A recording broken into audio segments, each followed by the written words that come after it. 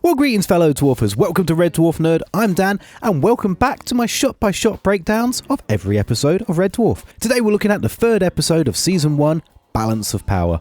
Now, as mentioned in my breakdown of the previous episode, Future Echoes, this particular episode, Balance of Power, was meant to be the second episode of the season, not the third, but Future Echoes was bumped up the list as it was felt that the sci-fi elements in that episode were really useful for setting up the premise of the show, which goes a long way to explaining why there's so many elements in this particular episode that would have made more sense in second position. For instance, it's got Rimmer trying to assert his authority by rationing out cigarettes to Dave. It's got Dave wanting to know why it was that Rimmer was brought back as a hologram. And of course, it's got Dave dealing with the grief and loneliness of losing the rest of the crew. All really important character building moments that you would have expected a little bit earlier in the show's run. So let's dive into this episode, break it down, compare it to things like the books, deleted scenes and the remastered edition, and see what we can find. The episode opens with the usual moody opening and Holly's SOS distress call gag being about the little western saloon doors. We see Lister and Rimmer in the drive room taking stock of the various supplies aboard ship, with the thought of having to check off 4,691 irradiated haggis being a little bit too much for Dave on a Saturday night, so he wants to end the day's work and go off and relax. Now, just for my fellow nerds who want to know, if we stick with the original crew count of 169 from the first episode, then 4,601 irradiated haggis is enough for 27.7 haggises per crew member. Or, if we suppose that around 10% of the crew is Scottish or otherwise haggis fans, that's about 17 people, then that would be 275.9 haggises each, enough for those 17 people to enjoy one haggis per week for 5.3 years. Now that's the kind of helpful, deep and emotionally striking Red Dwarf insights that you come here for, my friends. Do remember to like and subscribe. Next up we get the discussion of Lister wanting to slob around and have a few laughs on his way back to Earth. Before we get Rimmer rationing out cigarettes to Lister, one cigarette for every day that Lister obeys him. Now I'm no smoker, but one cigarette a day hardly seems worth it. You may as well quit at that rate. No wonder poor old Lister's having to work on a Saturday, otherwise he wouldn't have any cigs for the weekend. Lister jumps on his space bike and races back to the bunk room. There he discusses with Holly why Rimmer was chosen as the ship's hologram, to which Holly replies that he was the best person to bring back as he has the greatest relationship with Rimmer, having shared over 14 million words with him. During this conversation we get a reference to Hermann Goering being a transvestite, who we later meet as a wax droid in Season 4 Episode 6's Meltdown, where almost the same reference is made. Are you seriously telling me he's a transvestite? Yeah. With those hips? Apparently, according to Holly, Lister and Kochanski only ever shared 173 words together, which seems remarkably few words, considering that the very brief drive room conversation which he had with Kochanski in Season 1, Episode 1, accounted for 56 of those 173 words.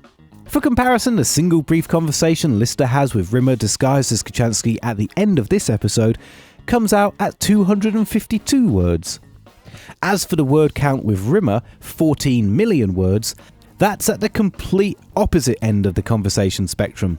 That's the equivalent of reading War and Peace to each other. About 24 times. Heck, with 14 million words to use up, you could read the King James Bible to each other almost 18 times over. And surely we should mention the somewhat terrifying notion that Holly was listening so closely to even this lowliest third text daily discussions that he could record accurate crew member to crew member word counts, even when those discussions were in private in their own bunk room. That's some serious Big Brother monitoring going on right there. Holly wasn't built by the same people as Alexa, was he? Lister says the word crap and it makes the toilet spin around, which is a good gag. It was apparently a really hard to build prop, which the guys only used once, so it was a bit wasteful. It also helps to nail home just how little the JMC care about personal privacy, as you are going to be completely exposed to your bunkmate sat on that one. Which makes the gag in Season 8, Episode 3 with the blindfold seem somewhat redundant, as these two guys have seen each other on the toilet for years. Next up is Lister in the mess hall reminiscing about his mates and Kochanski, which gives us a really detailed flashback scene, which is really important because there's quite a lot of useful details in this scene. We get Rimmer mentioning that he's on learning drugs. We get Rimmer throwing someone's purse across a dance floor, which I'm pretty sure in any other nightclub would get you killed. It's fun that the disco is a 90s themed disco night, which looks really dated now, but this was made in 1988. So it was actually looking forward to the future. We get the Hadron head insult used for what I believe is the first time. We get our first proper reference to how long Rimmer spends making revision timetables compared to actually revising. The timetable would be properly seen in Season 10, Episode 6, The Beginning, and the novels go into great detail on how long Rimmer spends making these revision timetables. If you watch the deleted scenes, there's a little bit more of the Drunken Chat available. It's only a few seconds long, but worth seeing. The scene ends with a match cut to Dave sat alone, before he removes a cigarette from his hat and burns his fingers on the cigarette because Rimmer made him cut it down earlier in the episode. The reason the cigarette was in Dave's hat is because Craig Charles used to smoke all of the prop cigarettes if they were just left in packets lying around, so the team made it part of his costume. We then get to see the cat in a corridor with all of the cigarettes previously hidden by Rimmer. The cat checks his appearance in a pocket mirror twice, which gets a really big laugh. Rimmer convinces him to re-hide the cigarettes in return for Rimmer showing the cat how to get fish out of the vending machines. The cat says that 5 fish, I'll be rich, before Rimmer promises that it could be 6. This is a count of fish we'll come back to later. We next see Lister in the bunk room singing and playing guitar along with Rastabilly Skank. We'll hear this artist mentioned a few times over the years, with Ace Rimmer and Lister singing a Skank song together in Season 4 Episode 5's Dimension Jump. We also hear it played very briefly in Give and Take from Series 11 when future Lister has to knock out his past self. And in Season 12's Skipper, Rimmer came across a dimension where there was loads and loads of versions of Lister, listening of course to Rastabilly Skank. Rimmer looks in the mirror and thinks it's a bad picture, before lying down for a rest. Rimmer and Lister discuss Kachansky, with the bitter Rimmer saying that Kachansky used to call him Rimmer to rhyme with scum. Lister says that he wants to go on a 4-hour date with Kachansky's hologram, to which Rimmer refuses, and we get a black card, white card discussion, with Rimmer pretending to hold up a black card to end the conversation. This whole sequence of the black card, white card was cut out of the remastered versions. Personally, I can't see why, I never had a problem with it, but the creators decided they didn't like how this flowed, so cut it out. As the argument comes to its conclusion, Lister threatens that he's going to become an officer and threatens Rimmer with the word okay. The next morning, or should I say the next afternoon, Rimmer wakes up late at 1:45 instead of 7 AM to discover that Lister has already got up. Now that's an insanely long lie-in by anyone's standards. Arnold gets up and realises that for some reason he has Peterson's arm, which Holly says is due to his hologrammatic disc corrupting. So with that going on, perhaps he has an excuse for the lie-in. Holly refuses to reveal where Lister is as it's security protected information. We then jump to the drive room with the cat ordering fish 6 times, which on first viewing seems just like a really long, silly gag that goes on and on and on, and the humour is found in the fact that it repeats so many times. But of course, as we know from earlier, 5 fish would have made him rich, and it was 6 that Rimmer promised, so he was just getting his quota. Rimmer arrives looking for Lister, and Rimmer calls Holly a stupid, ugly goit, to which Holly says he chose the face of the most prolific lover who ever existed. Casanova, perhaps? The Hoff? Tom Jones? Paul Daniels? Holly then causes Peterson's arm to attack Rimmer, and we get a great bit of physical acting from Chris Barry. And even though all the men watching must know that he's wearing a cricket box, it still makes you wince when he goes for that punch. Rimmer continues to look for Lister around the ship and finds some of the Scutters in the cinema watching cowboy films, before the Scutters then stick 2 fingers up at Rimmer. For the scenes that show most or all of the Scutter's body, there were remote-controlled versions. For scenes where the face needed a lot of dexterity, like to swear at Rimmer, they actually just used a Scutter glove. We then see Lister in the teaching room, drinking and revising. Rimmer arrives and tests Lister's knowledge of engineering, before Lister reveals that he's actually studying for the chef's exam, which I think is a brilliant tactic to become Rimmer's superior quicker and easier than trying to take the engineering exam. Rimmer finds that Lister is using illegal learning drugs, which turn out to be Rimmer's in the first place, as mentioned in the flashback scene in the disco earlier. In the bunk room, Rimmer is using the Scutters to write an essay or to study, while the cat is on the bunk suffering from overeating.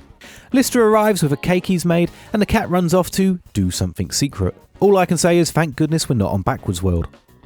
Rimmer talks about how Lister must be tense, and tells Lister where the cigarettes are.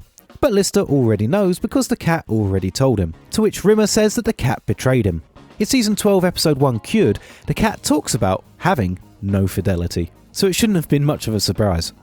Rimmer tries to make out that him and Lister have always been good mates and had good laughs, including the time when Dave's safety harness snapped and he fell in the cargo bay. Lister says that he broke his spine in 3 places and spent 6 weeks in traction, while Rimmer laughed. I think we've all had a mate like that in the past. After this long spiel of how great of a relationship they have, Rimmer then still refuses to let Dave have a date with Kochanski. During the conversation, Arnold says that he respects his superiors no matter who they are and obeys orders blindly and unquestioningly. In the Promised Land special, made almost 30 odd years later, Dave says that Arnold's lack of thinking for himself is the reason he didn't question the order to repair an unrepairable drive plate. So it seems like this blind obedience might be the whole reason that the radiation leak happened in the first place. Dead because you didn't question the order to repair an unrepairable drive plate. You didn't think for yourself. Because I never think for myself, I obey orders, and I always carry a pen. Flipping the roles from earlier, it's now Dave that gives Rimmer the black card to end the conversation. Again, this is cut out of the remastered edition. Rimmer says Lister is becoming more like him. Over in the drive room, Holly announces that the chef's exam is about to begin, to which Dave is in no rush to get to. There is a short deleted scene available for this one, but it doesn't really change things up much. Lister, quite fairly, gives Rimmer one last chance to give him a date with Kochanski, to which Rimmer still refuses and tries to block Lister's path, but because he's a hologram there's nothing he can do and Lister just walks straight through him. The extended edition adds a few sound effects here and makes the effect look perhaps a bit neater, but doesn't really change things up. That was a lousy thing to do to a hologram, have you noticed? In the exam room, Dave is cooking when hologram Kochanski walks in, causing Dave to burn his fingers. There are some deleted scenes available for this conversation, including Rimmer in Kochanski's body threatening to get the exam invalidated as Lister has been talking to someone during his exam. I think I can get this exam invalidated because you've been talking to someone. However, thinking about it, it's more likely that Rimmer would have got in trouble as a second tech deliberately interrupting an exam from a security protected course. Yeah, that could have got him slapped with a serious reprimand or even a court-martial. Back to the conversation, Kochanski talks very wooden, like Rimmer acting badly as her. Kochanski gives Dave the cold shoulder before mentioning up the ziggurat lickety-split. Lister realises it's Rimmer, so tricks him by claiming that he and Kochanski once made love. Rimmer, as Kochanski, completely falls for it and completely gives himself away, before Dave tells him to smeg off. We get the woman's period line, which gets a bit of a laugh, before Rimmer, as Kochanski, looks down his own shirt and says, "I've seen something you haven't, Squire," which gets a mixed laugh and groan from the audience. This looking down the shirt gag is cut out of the remastered edition. Rimmer then gets his own body back, before saying, "This is not my breast," which gets a much bigger laugh from the audience, along with the line, "There's no rush, Holly." Rimmer walks off seemingly with woman's hips, while Lister collects his results with an odd personnel number, Lister 169-12-14-6, which differs from the number given in Future Echoes, RD 52169. So presumably this is a unique exam number instead, perhaps? Rimmer wants to know how Lister did, before Lister finally says, "How did I do, Mr. Lister, sir?" and jumping in triumph. So it seems like everything is going to be topsy-turvy from here on, with Lister ruling the ship as the most senior officer. However, in the next episode, Holly's opening reveals that Lister was lying and actually failed the exam. And that's it, folks. This is a really character and relationship focused episode compared to the previous one that was pretty much pure sci-fi. The events of this show didn't really feature in any of the books, so there was nothing to mention there.